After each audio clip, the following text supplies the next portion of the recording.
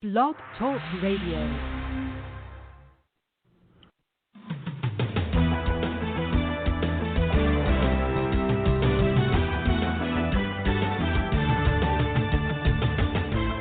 Fulfill Radio, a voice you can trust. Broadcasting live presents Two Guys and a Bible with Don Preston and William Bell. Join us each week at 7 p.m. Eastern, 6 p.m. Central as we bring you exciting, sound, challenging, and comforting messages regarding the end times. Thank you for tuning in today. Don Preston is the founder of Preterist Research Institute, or PRI. Don is a prolific author, having written and published 19 books, a host of audio and DVD studies, and is a debater and defender of the full preterist view. His websites are BibleProphecy.com, Eschatology.org, and DonKPreston.com. William Bell is the founder of AllThingsFulfilled.com Ministries and has a website bearing the same name, and has authored 3 books, audios, and DVDs. He has published hundreds of articles and recordings. And now, ladies and gentlemen, welcome to Two Guys and a Bible broadcast with Don Preston and William Bell.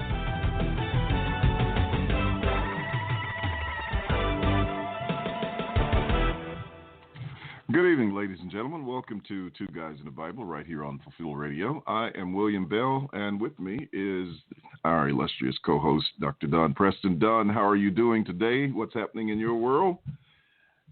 Well, I'm doing great, William. I'm glad to say. Pleased to say that my wife and I are both healthy. Unfortunately, her back has decided to take a trip into the next county, so she's in an awful lot of pain right now. And we'll be going to the chiropractor tomorrow. Hopefully he can get her straightened out. But other than that, you know what? We're feeling good in the midst of all of this COVID stuff. And glad to say, very thrilled to say, that the infection rate in our county has really started declining significantly over the last couple of weeks. So we're pleased about that. We hope it continues right on.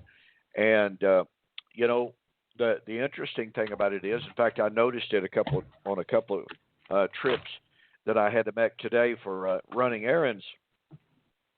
I noticed that the great majority of people are now wearing masks. For a good little while here in Ardmore and Carter County, there was I call it the good old boy mentality that says, there ain't nobody going to tell me what to do. I don't care what the governor says. I don't care what the city council says. I don't care what anybody says. You're not forcing me to wear a mask.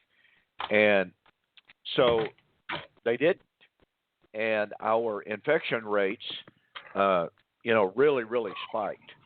And now that wearing of masks is everywhere. Now, whether that's the cause of it, I'm not going to speculate. I'm just simply making the observation. But, you know, the COVID continues to take lives, continues to affect people. I'm sure that you're aware that Lanny Phillips, my friend from Texas, I don't know how well you knew him, William. How well did you know Lanny? I did not. I think I've heard you mention his name before, but I don't recall having, real intimate knowledge of him. Okay. Well, I met him the very first time at Brady, Texas. I was privileged to hold 2 or 3 meetings down there. And Lanny was one of the attendees, and he was just a very, very sharp guy. He had studied a whole lot. I mean, very well read. And always enjoyed visiting with him. He always came to our Preterist Pilgrim Weekend. That's probably you probably met him there. But he contracted COVID about 3 weeks ago, and the doctors initially said after just a few days they didn't think he was going to make it. He was in such bad shape. He seemed to rally. They actually took him off the respirator one day. The very next day they had to put him back on. And then his vital organs just started shutting down, and there was nothing they could do to prevent it. So he passed away a couple of days ago. Unfortunately, he didn't have any health insurance, and so it's going to leave his wife in an awfully bad situation. But anyway, like I said, COVID continues to affect people everywhere, and we become more and more aware of people in our circle of knowledge that have contracted it. Right here within our neighborhood, a gal that took my wife's place at the hospital when my wife retired, she got it. Her husband got it, and he's been off of work now for I think a month, if I'm not mistaken. It just, the side effects just kept compounding, and it's just kept him down. And the rest of the family caught it. She's doing fine, but her husband just cannot seem to get completely out from under it. And then you talk to people who have contracted it. They sailed right through it. Our own accountant, we were at his office recently. We were discussing, paperwork and signing papers and what have you. And he said, well, just recently I had a stuffy nose, I had a real slight temperature, and he said, I didn't think anything about it because I didn't really feel all that bad. I felt, as the old saying goes, felt about a half bubble off center. But he said, I just didn't really feel sick. And he said, but I thought, well, okay, I'll take the test. And sure enough, I tested positive. And he said, they gave me some medicines. And after about 3 days, I felt fine. He said, I haven't felt sick another day. But he said, my wife caught it. And he said, my goodness gracious, she has been sick. He said, she told me she'd never been so sick in all of her life. So, there are two people from the same family, and one of them just sailed right through it without any difficulty. The other had an extremely difficult time with it. So it's a really strange virus affecting different people in different ways. Yeah, well, it's very unfortunate to hear about Lanny passing, and some of the others that you've mentioned regarding COVID. I was just curious as I was listening to you as to whether or not there were any other complications that they may have had. I know that from what I've heard reported, when there are other,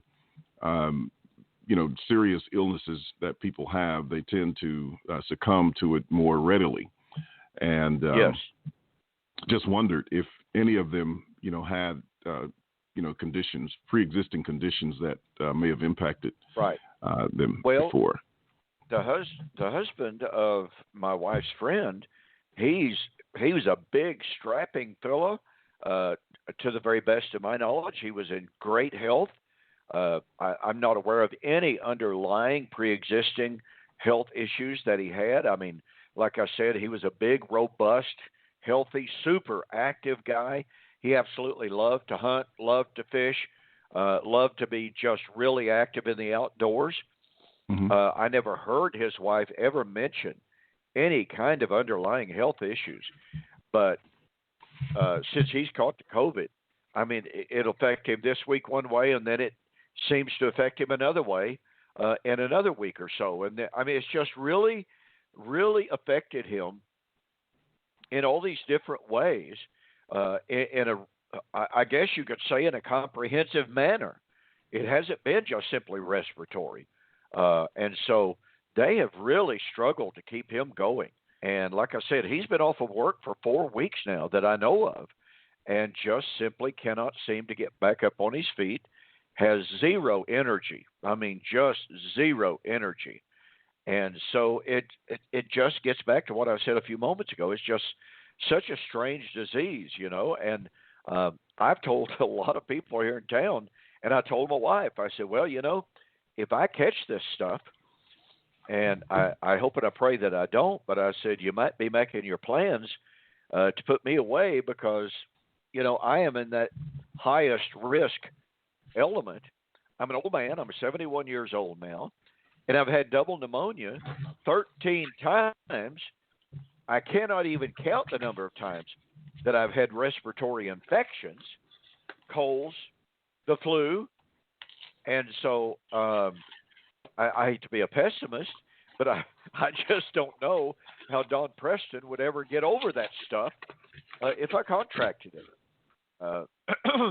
I mean, you personally know how weak my respiratory system is, and so I just don't know. I wouldn't be very optimistic about recovering from it if I got a full blown case of it. Well, I hear you. I thought after one of our trips, we may have had, Leora and I had it, I think. But she had a few complications. I think she lost her smell and taste for a few days. And I may have had a couple of cold symptoms or something like that, or some chills. But, I mean, we recovered fine. We didn't go to the doctor, and everything's fine. And then I know the last trip that we went on, we had 2 COVID tests, and both of them were negative. So no problems there. And we're fortunate. I'm grateful that things have turned out this way, and we're trying to be careful about our health and just avoid as much as possible. But we haven't had any reports in our family, and I've had a friend who's had some people that succumbed to it, but others I know. I think Leo's nephew also had it. Tony, you remember Tony, right? Yeah. Tony had it, and he had a real bad go of it, but I think he's come out of it now. But other than that, I can't recall anyone else, in the family or close to us who've had to deal with it. But yeah, I hear that it's pretty tough, and of course we got these numbers that are still inclining. Travel restrictions being imposed, et cetera. I think especially to Europe and South Africa.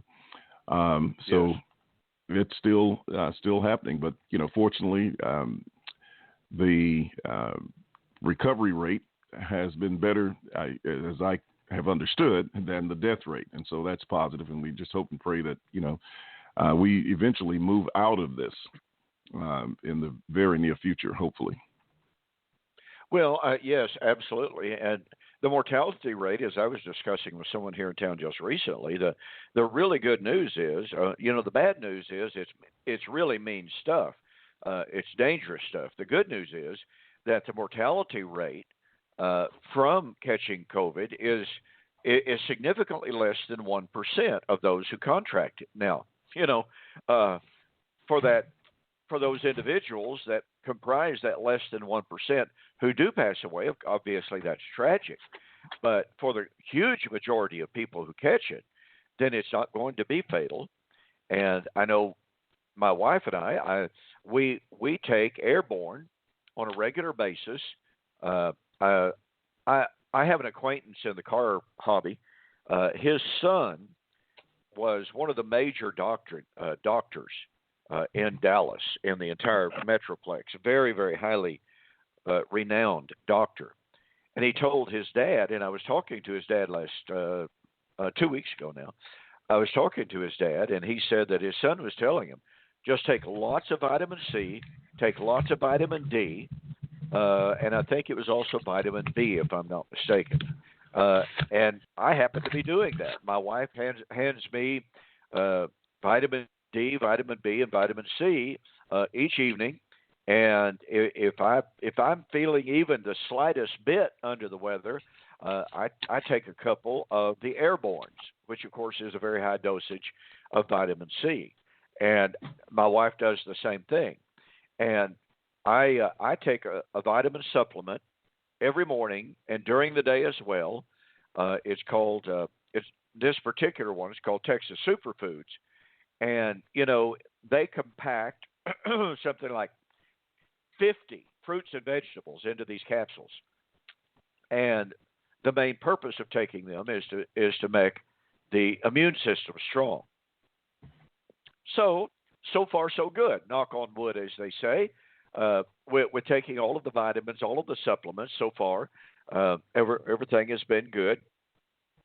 Obviously, I have no way to know if she and I have actually been exposed to the virus, but with the infection rate that we've had here in Ardmore proper, it's difficult to think that in some of our travels, some of our necessary errands, and we don't just get out frivolously by any stretch of the imagination.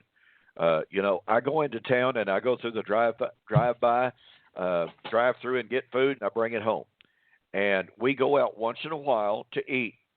And but we wear our masks in and we put them on when we leave and all that kind of stuff. So, like I said, we don't know if we've been exposed, but as high as the contractual rate here in Ardmore has been, it's difficult to believe that we haven't been somewhere that where we've been exposed. And I know that some of the businesses that we've gone into, you'd go into them one day, and if you go back the next day, they've got a sign on the door that says, "Sorry, we're closed for deep cleaning due to COVID infection." You're going, "Well, wait a minute. I was just there yesterday. What are you talking about here?" And yet, thank the good Lord, we haven't come down with it. So we'll keep doing our precautions. We'll keep taking our supplements and vitamins and vitamin C and what have you, and just wear our masks when we go out. And Lord willing, nothing happens. We'll get through this. Yes, well, that's for sure. And I was looking at something that someone was doing, sort of a historical thing about pandemics and just troublous times in the past, and they mentioned a few world leaders, et cetera, and world situations, and they said, look, all of these things have come and gone, and this one will pass as well. So some of us may not be around to see it, but apparently it's going to pass just like everything else, and the world will keep going, and people will find a way to bounce back and to recover and thrive in spite of what's going on. I made a video on that very thing on YouTube, William, when the pandemic had just really, really begun to explode. And I was being contacted by people who were just worried out of their mind. What does this mean? Is this, naturally, is this a sign of the end, et cetera, et cetera? Mm-hmm. And so I did a little bit of research, and I reported in my video, I said, look, the mortality rate of COVID doesn't even begin to approach the mortality rate of the swine flu, of the Black Plague, of the flu epidemic of 1915, 1917, 1919. I said, the mortality rate, and that's before we had even better therapeutics than we've got right now, when the mortality rate was considerably higher, and yet it didn't even begin to approach some of the pandemics that we've seen in this world. And I made the very point that you did. I said, this will pass, this will be conquered, and the world will go on. And I even made the comment that you did. I said, I don't know that I'll be around to see it. I don't know who's going to survive. I don't know who's not going to survive. But the world will go on, and the world will be stronger, if anything, as a result of this. And so people just needed to hear that reassurance, I think. And of course, so many people needed to know it was not a sign of the end of the world and what have you.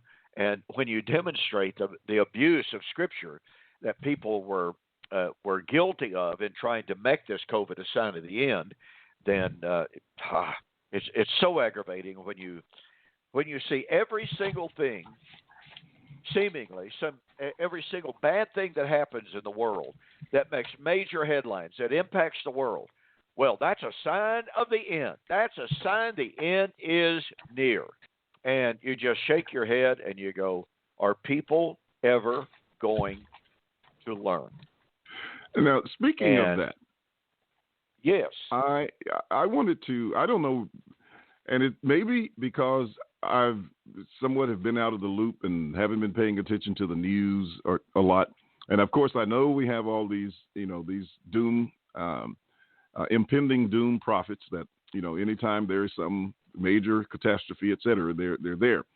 But remember some years ago, or, not in the too far distant past, it appeared that there were all kinds of impending threats about the end of the world, et cetera, based on what was happening in this nation and that nation.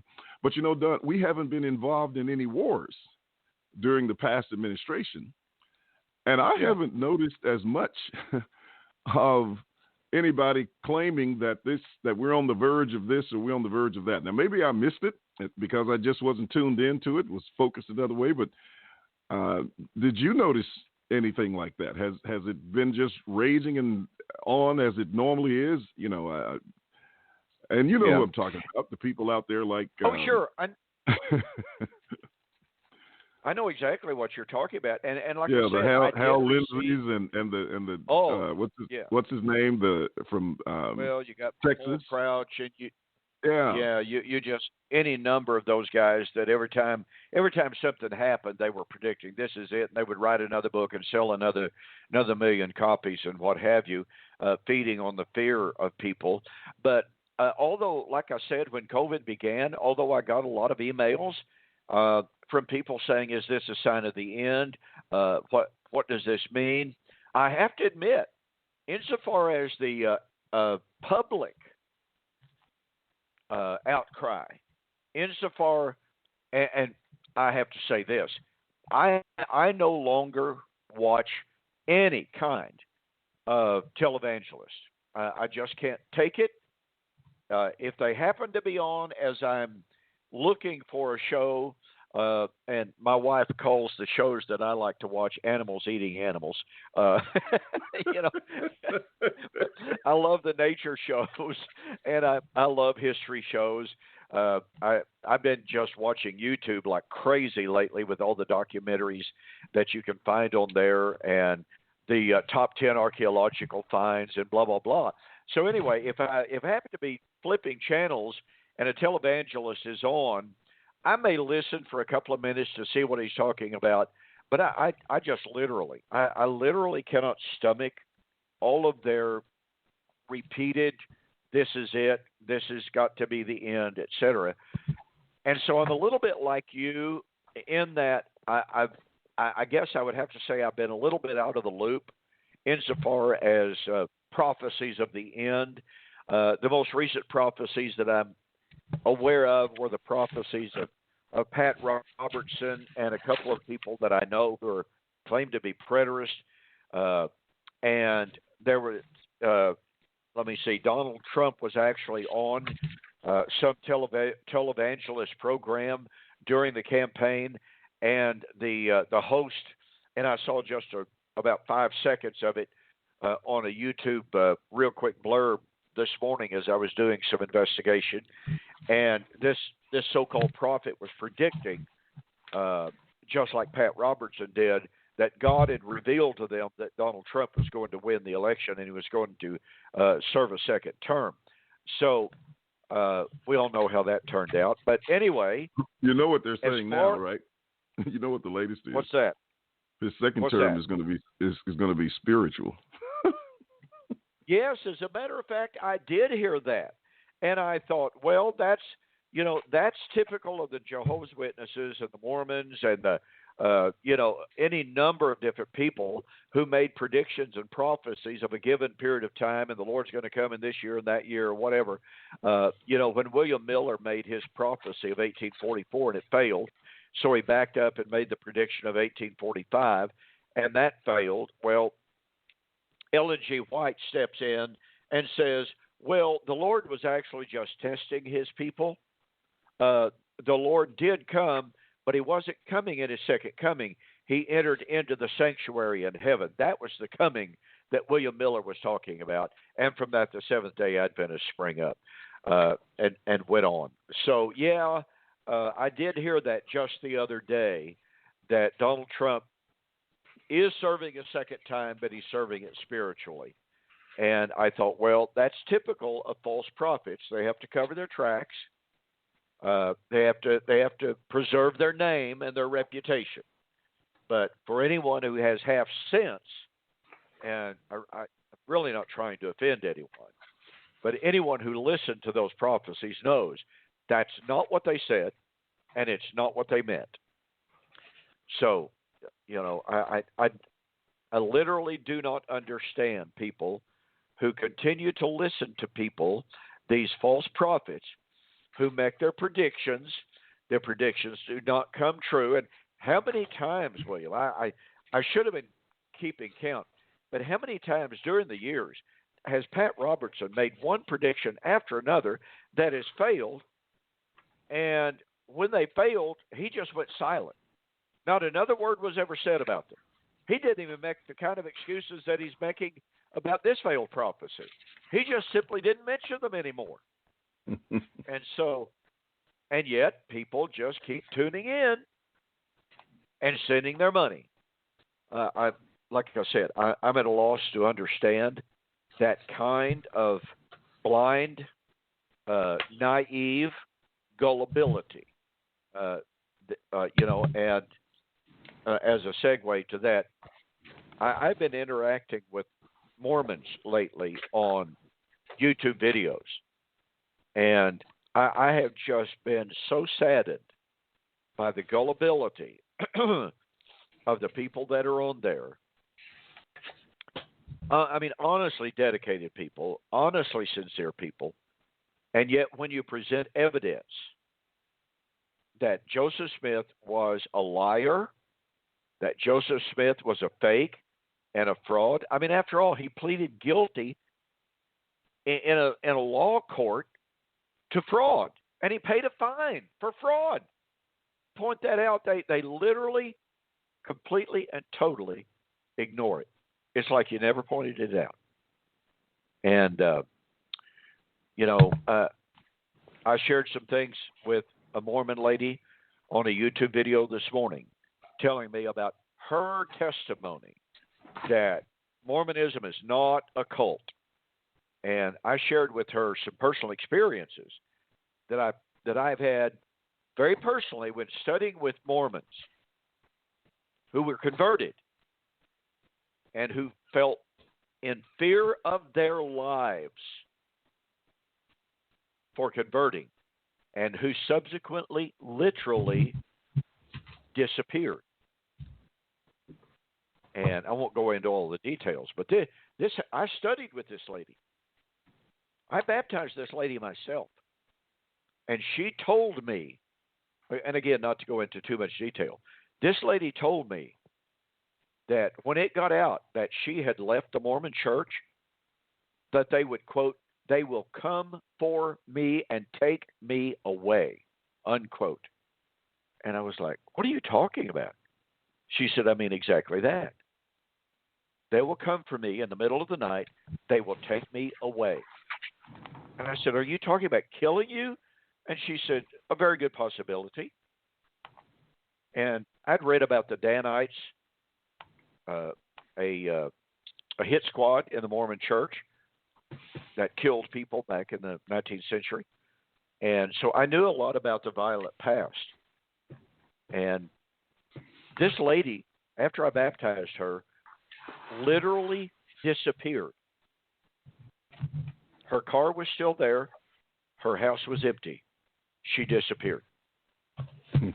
So, it's really sad to engage with people who are in that kind of a religion, who are so blinded by their traditions, who are blinded by their emotions, who are blinded by their peer pressure, that they literally cannot see what they are involved in.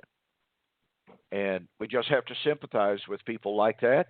We have to keep preaching. We have to keep teaching. We have to keep sharing, just like we're doing here on Fulfilled Radio, this voice you can trust, as William and I, two guys in a Bible, try to share with anyone and everyone that will listen about the truth of God's Word, so that they don't have to be members of organizations that might literally threaten them, that might literally take them away. And I know of other situations, by the way. And again, I won't go into any details, but it's so scary to be involved in something like that. And that's why we need to tell people about the freedom that is in Christ. We need to instruct them and to equip them to share the good news with their friends and with their neighbors as well. That's why it's so exciting, ladies and gentlemen, when we know of the work that William has been doing in Africa. and the 3 trips that he's had there and establishing the work there, the good work that Solomon Baidu is doing over there. He shared with me today, by the way, William, that he's trying to start a radio program over there. And that was very, very exciting to me. He already does. He was doing one broadcast from the beginning. I know it was some type of public announcement broadcast where he was doing that, but I thought he had already started the radio broadcast. Now, Raymond was considering starting one, and he was going to use some of my recordings or allow me to do the broadcast, but it was cost prohibitive for us at this time, and so we didn't do it. But I'm just, I'm amazed at, the initiative that they're taking to move things forward. Yeah. Oh, I mean, it's just so fantastic to know of things like that. And like I say, I didn't know that he was already on some broadcasts, but he told me in a private message just today that he was going to try to start his own radio program. Maybe he said station. Well, that might be. I'll check with him, but I haven't heard him say anything about it, so that's possible. Okay. Well, yeah. But again, I mean, I'm like you. It's so encouraging to know of these brethren like that who are just so eager and so, to use the term, aggressive in sharing the Word of God. It's absolutely fantastic. So, well, anyway, we need to get back into Ezekiel and talk some more about the Messianic temple. And, William, the more that I studied this set of passages, and I do know that part of it is without any doubt Messianic. I do know that chapter 47 without any doubt is Messianic, because it is applied that way in Revelation 21 or 22 specifically, about the river of life that flows from the throne of God. And the farther it goes, the deeper it gets, and the wider it gets. And wherever it goes, it brings life. Well, that's the river of life in Revelation 22. So I understand that. But the more that I look at this, the more there are elements of it that just do not fit a Messianic application. And like you and I have talked, that must mean that there are elements that are not, and that we just simply have to be careful. It's really interesting. On Facebook just the other day, I challenged the anti-preterists on there to identify for me, is the temple of Ezekiel 40 to 47 descriptive of a Messianic temple or a literal physical temple? And William, what was really funny, out of all of those anti-preterists on there that love to attack us, and we're ignorant, we don't know the Bible, we abuse the Bible. Do you know, William, that not one single one of those anti-preterists would answer that question? The question is still up. I mean, it's way down the page because, boy, they scrolled it down really quickly. It's like we got to make this question disappear. But not one of them, to my knowledge, unless they did and I didn't get tagged, not one of them answered the question. It was very revealing, and of course, the desperation of the folks on that anti-preterist page, it seems to mount and grow every single day. And I know that you were on there today somewhat, and so I know that you know what I'm talking about. But I mean, the utter sheer desperation and the illogic that these people use in attempting to refute covenant eschatology. I mean, you just literally shake your head in amazement at how bad the arguments are. But anyway, on to Ezekiel 44. What I said a moment ago, and that is that there are certain elements of it that simply do not allow us to see it as messianic. What I want us to talk about tonight in the time remaining is the element concerning the Levitical priesthood.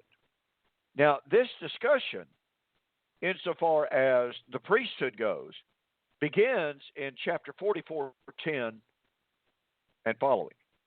And it goes all the way through verse 21. And we've already talked about some of the difficulties of making this messianic.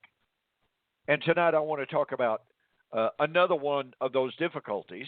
And by the way, this also impacts the dispensational view of the Messianic temple. Not as directly as some of the other stuff, I would add, but nonetheless, it does impact it. Ezekiel 44. I'll begin reading with verse 25. They shall not defile themselves by coming near a dead person, only for father or mother, for son or daughter, for brother or unmarried sister, may they defile themselves. Now, first of all, we have to understand that the legislation that is given here is directly from Torah. Priests were absolutely forbidden to touch dead bodies of human beings. So, if Ezekiel 44 is talking about a messianic temple in the millennium, then that must mean the law of Moses is still in effect. Well, that's kind of staggering in its implications, to be honest about it. But the passage here is unequivocal. It is drawing on Numbers chapter 19, somewhere 13 and 19, somewhere along in there, but Numbers chapter 19, and the mandate against a Levite touching any dead body. Now, there, as in this text before us, for their immediate family, for their father or mother, for their son or daughter, for brother or sister, for their unmarried sister, may they defile themselves. In other words, they could touch the body of one of their immediate family who had passed away. But for no one else. No one else. No cousins, no uncles. Only the immediate family. So let me say this again. And William, you can comment on this. If this is talking about a messianic kingdom temple in the millennium, this virtually demands that the law of Moses will be in effect in that proposed millennial kingdom temple. What are your thoughts on that, William? Well, I think what you're saying is very true. They will definitely have to consider that the law is still in force. These are laws that pertain specifically to the priesthood, and so you would have to, have a perpetuation or continuation of the priesthood. You'd have to have a continuation of these laws, and that's definitely going to run counter to the teaching in the New Testament about the priesthood being changed, Hebrews 7, 11, and 12, and it's going to demand these physical things to continue on. So that just sort of destroys the idea that, we're looking at the Messianic temple, as you're pointing out, from the spiritual sense, and that we've got to see that distinction between the two. And, of course, this is not an uncommon thing in Scripture. It's just sometimes we don't see it readily, and we get into this, it's either this or that, and then sometimes it's both. But depending on the historical framework and the scriptural boundaries that are set, as we're looking at here, that determine how you discern between one or the other. Yeah, and by the way, we can back up to another verse here that would seemingly contradict Paul's mandate over in 1 Timothy chapter 1 verse 4. But here in Ezekiel 44:22, it says, they, and this is talking about the Levites, folks, they shall not take as wife a widow or a divorced woman, but take virgins of the descendants of the house of Israel or widows of priests. Now, in order to obey this mandate, William, wouldn't they have to have the genealogies firmly in hand in order to be able to determine the lineage of this woman that they were going to potentially marry? That's true. They would have to have the genealogies to do it, especially the priests, because I think they had to go back like 4 generations in order for them to be qualified.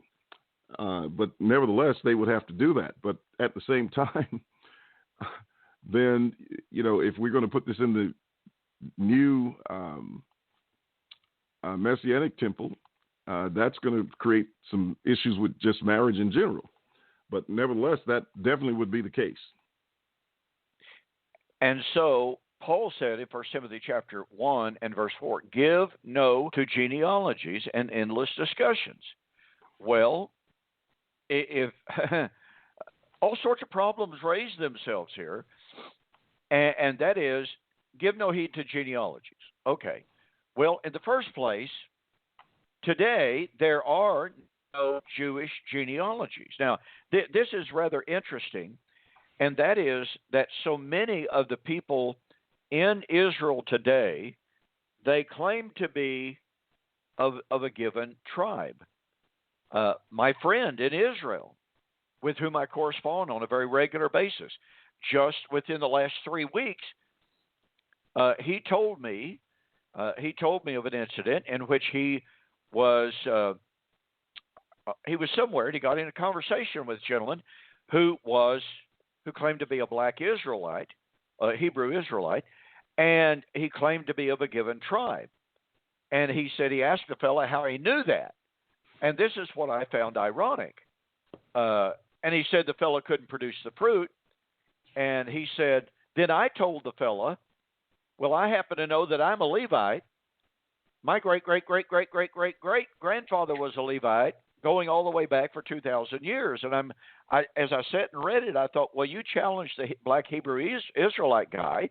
How does he know he's, of any given tribe? And now you're telling me that you're a Levite. How do you know that you're a Levite? Now, I didn't pose that question to him, but I sat there thinking that very thing. And all that they can do is to say, well, my great whoever for 40 generations back claimed to be a Levite. And they told their descendants, who told their descendants. But there are no genealogies today. Those genealogies were destroyed in the destruction of Jerusalem and the temple in AD 70. And so when Paul, and of course this raises some really, really interesting and I think significant issues, Paul, prior to AD 70, prior to the war, told people, the Christians, not to pay heed. And by the way, he said the same thing to Titus. Avoid endless genealogies. So twice, Paul gave instructions not to give heed to genealogies, that they only give rise to endless discussions. Obviously, questions about genealogy were raging at the time, and it makes you wonder what those discussions were. Now, here's something absolutely incredible, ladies and gentlemen. In both Matthew and Luke, we are given the genealogies of Jesus from 2 totally different perspectives. Matthew gives us a perspective basically from Adam, and Luke gives it from another perspective, from the Davidic lineage, if memory serves me correctly.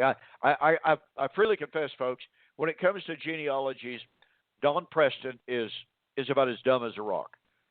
I can't keep up with my own cousins. I thought it was just the opposite. I thought Matthew gave his. I thought Luke traced it all the way back to Adam. I think you're right. And All of Matthew which just to confirms what I Abraham. just said. Yeah. All of which confirms what I just said. Preston and genealogies do not get along. I have a tough time with genealogies, and always have. And I know people that get into genealogies, and boy, they work them out, and they say, well, this person lived this long, and they did this, and I read the genealogies of Genesis, and I read the genealogy. Well, that's not really accurate to say because I don't spend much time reading those. I tell you what, just as a side note, when you do, and I don't study them a lot, but there are a lot of gems contained within them. When you're studying a particular subject, sometimes they carry you to a genealogy that absolutely unlocks some powerful point. So there, I used to think, wow, why all these names? What's the purpose of all this? But then when you get into certain subjects, I mean, there's just information there that is just indispensable. It is absolutely powerful, depending on, what you're studying. And I suppose, as you're saying, the genealogies are, good to study within themselves, but they definitely do tell a story and are there for more than just letting you know these are the names of the people. Well, I know that you've done a lot of study in that field, exponentially more than I have. I know that, and I know that you shared a little bit of that with me. And so I know that what you're saying is absolutely true, that there's an awful lot of hidden gems to be found within the genealogies, which, again, quite freely, I confess, I have never researched it. I have never spent the time on it because I am so easily distracted by all that begatting stuff. And it just confuses me like crazy. And for some reason, geography does the same thing. Architecture does the same thing. When I read the description in Exodus chapter 25 through 40 of the construction of the tabernacle, well, this joint, this pillar, and this joint, and this, that, and the other, and I'm just sitting there going, I don't understand a word of this. I really don't. I understand the gold, I understand the silver, I understand the skins, and I understand, a lot of that. But when it starts talking about the actual architecture, and in Josephus's description of the temple at Jerusalem, the Herodian temple, I get to a certain point, and I literally phase out. I guess my eyes just glaze over, and I go to something else. I just don't understand it. So, it's almost like math with me. That when you start talking about math, Preston is out of here. I told somebody just the other day, and they thought it was quite funny. I said, math and I do not get along. If it goes beyond 2 + 2 = 5, I'm lost. I'm just completely lost. And you can talk about it all you want to. I'll just let you handle it. So, like I said, there are just certain things like that. Now, if it's a matter of logic, if it's a matter of exegesis and what have you, I feel like I can do a fairly competent job. But boy, on a lot of that other stuff, I am just completely, totally lost. I will leave that to you, William Bell. You can dig out those gems. You can share them with me, and I'll probably go, okay, that's good.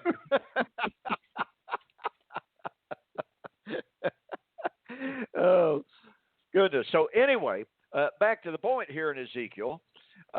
What we have is a text that says in this description that is under consideration, of this temple that's under consideration, that the law of Moses, and again, specifically the book of Numbers, would be fully applicable. And that demands that if we are talking about a Messianic temple in a yet future millennium, that the law of Moses is going to be fully in effect. Well, this is where the dispensational world runs head on into self-contradiction. Because when you talk to dispensationalists and you ask them, will the law of Moses be in effect in the millennium and in the millennial temple? They will tell you, Thomas Ice, I have spoken to Thomas Ice about this. I've corresponded with Thomas Ice about this. And I've asked Thomas, will the law of Moses be in effect in the millennial temple? And he says no. And a man that he considers to be a tremendous scholar, Arnold Fruchtenbaum by name, says the law of Moses will not be in effect in the millennial temple, although the descriptions of the worship service, the priesthood, etc., sound remarkably like the law of Moses. Well, they don't sound remarkably like it. They're exactly like it. Pentecost, in his massive tome entitled Things to Come, in discussing the Messianic temple and his view of it in Ezekiel 44, likewise said something to the effect it should not concern us that the description of the temple cultus and the priestly sacrifices and the priestly responsibilities, etc., sound so much like the law of Moses. That doesn't mean that it is the law of Moses. It's just something similar to it. Well, you know, when you're reading passages like Ezekiel 44, and it's taken directly from Numbers 19, when you are reading the laws about not only the marriage, but when you are talking about, and we haven't even got to where I wanted to go tonight, when you're talking about the law of the inheritance, for instance, which is found in verse 28, and is taken directly from Numbers chapter 18, then it's not just something similar. It is, in fact, the law of Moses. So our dispensational friends are really confronted with a really, really serious conundrum in regard to this temple, which they suggest is in our future. And, oh, by the way, when I posted that question on that anti-preterist board the other day, one single person who is a dispensationalist, they answered the question and said, this is a literal temple. And since I honestly wasn't interested in dialoguing with the dispensationalists at the time, I was wanting to get those anti-preterists to commit themselves. I didn't answer him, and I certainly didn't go into any detail of any kind in that. So the dispensationalists who believe that Ezekiel is talking about a literal physical temple has to face the question: if everything that is said here in Ezekiel 44 is taken directly from the law of Moses, then that means the law of Moses is in effect in the millennium. But if the law of Moses is in effect, the law of Christ, the gospel, cannot be unless you're going to posit the following. And I have asked dispensationalists this many, many times.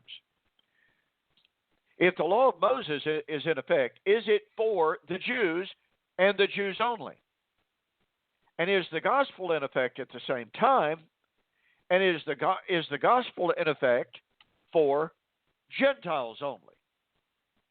And I have to tell you, I've gotten that deer in the headlight look an awful lot of times, because they know that this is a real dilemma. If they say that the law of Moses is for the Jew only, then Paul says, if you seek to be justified by the law, you're fallen from grace. Galatians chapter 5, 1-4. So if the Jew is under the law, not under Christ, not under grace, he is seeking to be justified by the law. That means Christ profits him nothing. Christ did not, therefore, die for the Jews. They have the Torah. By the way, let's not forget, John Hagee in modern times is on record as saying the Jews do not need Christ They have the Abrahamic covenant that covers them. Well, that's strange. I thought Abraham needed Christ. But evidently not, according to John Hagee. So we have this incredible dilemma. If you have the gospel in effect, if you have the law of Moses in effect, then you have to ask the question, okay, if the gospel is in effect, then I can't be circumcised for religious reasons. But wait a minute. If I'm not circumcised, as we've already covered in a previous program, if I'm not circumcised, I can't go to the temple. I can't go to this temple of Ezekiel chapter 40 through 47. But if I don't go to that temple and worship there in Jerusalem, then according to Zechariah chapter 14, I'm condemned. So here's that dilemma. Ezekiel 44 is for the Jew and the Jew only. But that means they're bound to do the whole law of Moses. But in keeping the law of Moses, Christ profits them absolutely nothing. In the millennium, if the gospel is in effect, then they cannot even obey Ezekiel chapter 44 in regard to circumcision, in regard to the priesthood, in regard to the sacrifices, because if you keep the law of Moses, you've fallen from grace. This is one of the worst dilemmas, one of the worst theological dilemmas that anyone could ever find themselves in. Now, let's introduce a subject that I want to talk about next week, William, and it's where I actually intended to go tonight. But that's here in Ezekiel 44, verse 28. It shall be, now remember, he's still talking about and the Levitical priesthood. It shall be in regard to their inheritance that I am their inheritance. You shall give them no possession in Israel, for I am their possession. Boy, you know, William, it seems to me like this passage, not only does it give the dispensationalists horrible problems in regard to the millennial temple, perhaps not as bad as circumcision, I would admit, but it certainly gives them problems. And not only that, it gives them severe problems into the fact, or in regard to the fact, that all Christians are now regarded as priests. That is true, isn't it, William? Are not all Christians priests unto God to offer sacrifice? That's true. 1 Peter, Hebrews 13, Revelation 1. Okay. Well, according to Ezekiel 44:28, the priest would have no inheritance in Israel. So that means the Levitical priesthood has no inheritance in Israel, and Christians could have no inheritance in Israel because they're priests. This is another major problem in regard to the temple of Ezekiel 40 to 47. And we are out of time. Folks, thank you so much for joining us here on Two Guys and a Bible on Fulfilled Radio, a voice you can trust. William, always glad to be with you. With that, I'm going to say good night and God bless. Thank you for joining the Two Guys and a Bible radio broadcast. On behalf of Dunn Preston and myself, we'd like to say have a very pleasant day and may God bless. Until next time, we'll see you on Fulfill Radio, a voice you can trust.